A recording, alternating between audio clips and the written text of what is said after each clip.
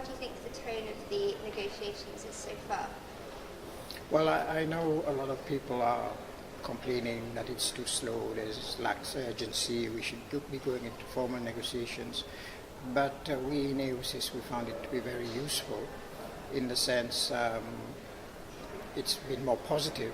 It's been more of an exchange of experiences, of capacities, and of the challenges we're facing. And I think all sides are getting a better understanding than if they were simply in a hall shouting at each other and blaming each other and accusing each other.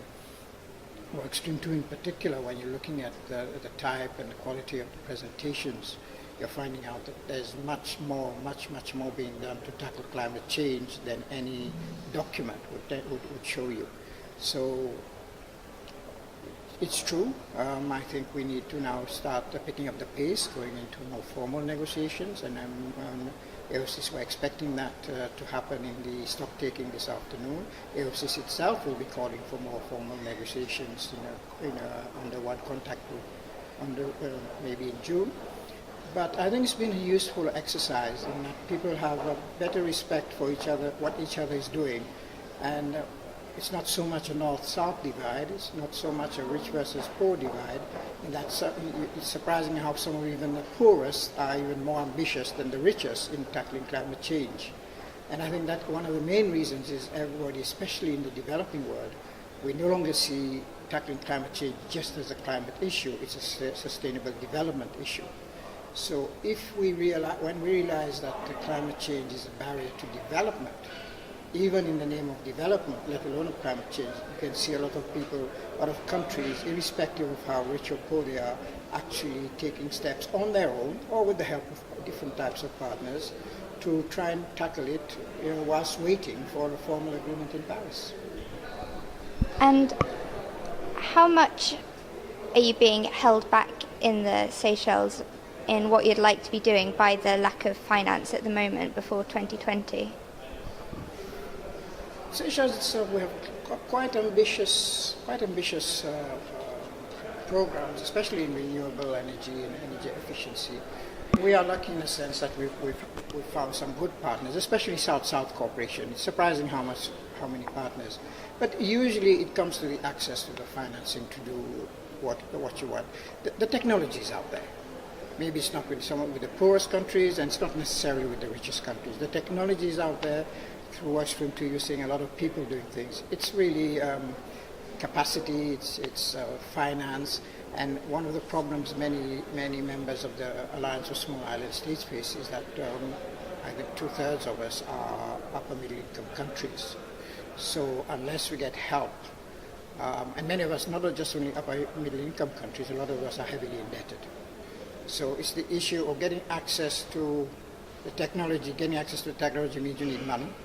So it's the financing. This is where the barriers are. Finding the right financing mechanisms that allow us to tackle climate change, especially issues of renewable energy efficiency, on the one side as our mitigation towards climate change, but also as enablers of sustainable development. So it's the usual barriers you have. But in Seychelles' experiences, we've been lucky in that we've found some partners.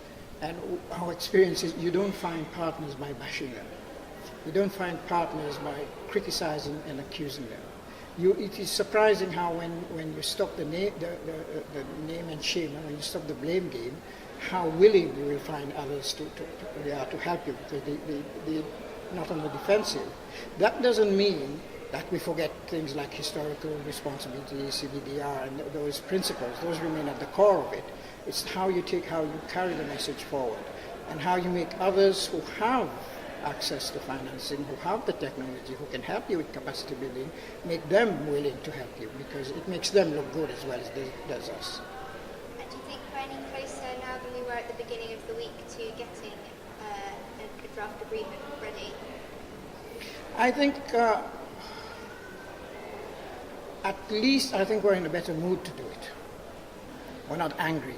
when you go into a room and you're angry, that doesn't have negotiations. We've seen that happen before, you know, and we've been through it not just in the climate process, for example, in the sustainable development process in Rio Plus 20.